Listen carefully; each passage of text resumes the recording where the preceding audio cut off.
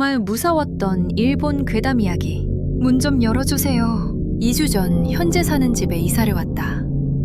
이건 이전에 살던 집에 관한 이야기다. 새벽 3시쯤 되면 현관문에 달린 신문 투입구 뚜껑이 녟하고 열린다.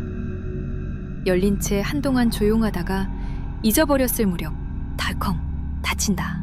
커버가 붙어있기 때문에 이쪽에서는 저쪽 상태를 확인할 수 없고 1시간쯤 지나면 덜컹 닫히는 패턴. 처음에는 신문 배달원이라고 생각했지만 배달원은 시끄러울 정도로 발소리를 내며 오지만 그 녀석은 아무 소리도 안 낸다.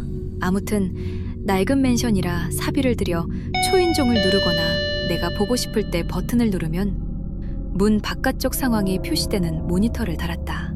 그 녀석은 아주 가끔 방문하곤 했다. 투입구와 가까운 곳에 붙어있는 도어 스코프를 들여다보는 건 겁쟁인 나로는 무리라서 결국 모니터를 설치했는데 이게 실수였어. 평소처럼 동영상 사이트를 보던 중 달칵하는 소리가 들렸다. 왔다! 하며 발소리를 죽여 모니터 있는 곳에 가서 전원을 켰다. 근데 그런 작은 모니터는 시야가 좁아서 문 아래 투입구 있는 곳에 주저앉아 있는 사람이 보일 리가 없잖아? 이런 생각을 하고 있었는데 뭔가 보였어. 손을 쭉 늘려서 대고 있는지 모니터 화면 한가득 보이는 손가락이. 응? 이거 도대체 무슨 상황이야? 의문이 들며 소름이 돋았다. 모니터를 보니 아주 상냥한 손길로 모니터를 어루만지는 손이 보였다. 너무 긴장한 나머지 나는 그대로 전원 스위치를 눌렀다. 삐!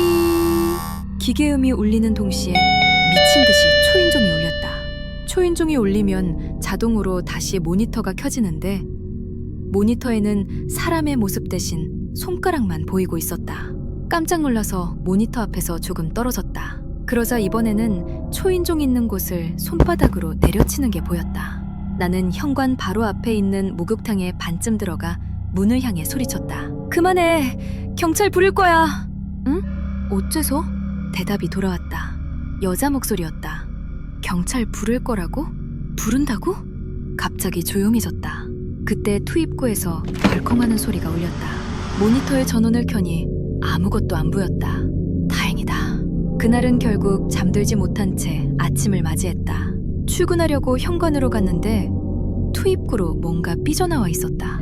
머리카락이었다. 어마어마한 양의 기다란 머리카락 투성이. 머리카락을 전부 자른 게 아닐까 싶을 정도의 양이었다. 일단 출근이 급해 퇴근하고 생각하기로 했다. 일을 하는 내내 집에 가면 머리카락이 있어서 현실을 도피하고자 퇴근 후 직장 동료와 술을 마시러 갔다. 그런데 집에 돌아가는 시간이 다가오자 점점 무서워졌다. 집에 가다 마주치면 어떻게 하지? 결국 그날은 회사 동료 집에서 잠을 잤다. 다음날 아침 신문을 구독하던 동료가 비명을 질렀다. 신문 투입구는 머리카락 투성이? 근데 기다란 머리카락이 아닌 좀 더 짧은 머리카락이었다. 그 녀석이 따라온 거라고 생각했다. 뭐지? 내가 언제 어디서 무엇을 하는지 다 지켜보고 있나? 동료와 머리카락을 버리고 출근했다. 하지만 누군가 따라오고 있다는 생각에 주변을 살폈지만 아무도 없었다. 일찍 퇴근 후 집에 도착했다. 방 주위나 내부를 자세히 살폈다.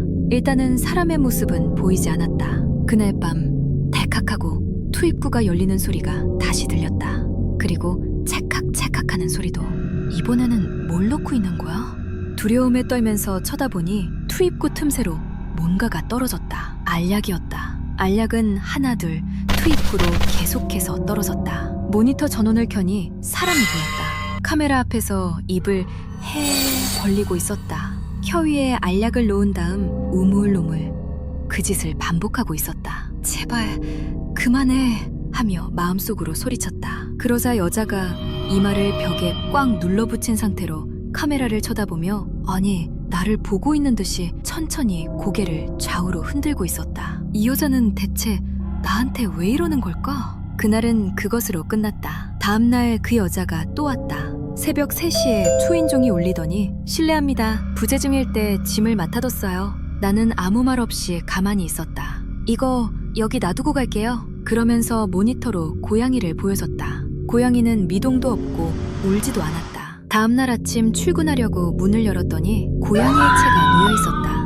이제 이대로 가다가는 내가 미쳐버릴 것 같아. 일이 손에 잡히지 않았다. 퇴근길에 경찰서에 갔지만 진지하게 받아주질 않았다. 집에 도착하니 문에 이상한 게 그려져 있었다. 인감도장처럼 커다란 동그라미 안에 내 성이 쓰여 있었다. 의미를 모르겠지만 위험한 느낌이 들었다. 재빨리 집에 들어갔는데 신문 투입구에 고양이에 들어와 있었다. 나는 바로 경찰에 신고했다. 경찰은 앞으로 순찰을 강화해주겠다고 했다. 그날 밤 현관은 무사했지만 베란다 쪽으로 고양이채가 던져져 있었다. 다음날 바로 부동산 사무소로 달려갔다. 어디든 바로 들어갈 수 있는 곳을 조건으로 이사하고 싶다고 말했다. 이사하면 여기서 해방될 수 있어. 그날 이후 며칠 동안 초인종을 누르거나 투입구에 뭘 넣는 일이 발생하지 않았다. 그 여성 질려버린 걸까? 아니, 사라진 걸까? 아니, 그렇지 않았다. 한 번은 퇴근하고 집에 들어오려고 문 손잡이를 잡으니 머리카락이 있었다. 한숨을 쉬며 현관문에 열쇠를 넣고 돌렸다. 근데 문이 열리지 않았다. 어리둥절한 상태로 나는 그대로 서 있었다. 한 번 더 돌려봤지만 열리지 않았다. 설마 하는 생각에 다시 한 번 더 열쇠를 꽂아 돌렸다. 돌아갔다. 열쇠가 열리는 방향으로. 그러니까 처음부터 문은 열려 있었다는 건가? 이대로 도망쳤어야 했는데 그대로 문을 열어버렸다. 집안에서 물소리가 났다. 복도에 불을 켰지만 아무도 없었다. 거실로 갔는데 테이블 위에 편의점 도시락이 올려져 있었다. 냉장고도 열려 있었고 냉장고 안에 페트병 3개가 들어있었다. 엷은 피색이 도는 물. 나중에 경찰에게 들어보니 거기엔 2사람 정도의 피가 섞여 있었다고 했다. 방에서 뛰쳐나와 바로 경찰에 전화했다. 다행히도 경찰은 바로 와줬고 방을 조사하던 경찰이 긴장된 목소리로 나를 불렀다. 이불 아래 침대 시트에 압정이 빽빽하게 박혀있다고. 베개에도 압정이 빽빽하게 박혀있었다. 베란다에 있던 건조대에는 세탁물 하나마다 머리카락이 리본처럼 묶여있었다. 경찰은 일단 여기 있으면 위험하니까 일단 다른 곳에서 생활하라고 했다. 사정을 말하고 한동안 동료의 집에서 묵게 되었다. 갈아입을 옷을 가지러 갈 때를 빼고 이사할 때까지 그 집에 가지 않았다. 이사업체한테 부탁해 이삿짐을 정리하던 중 그게 나왔다.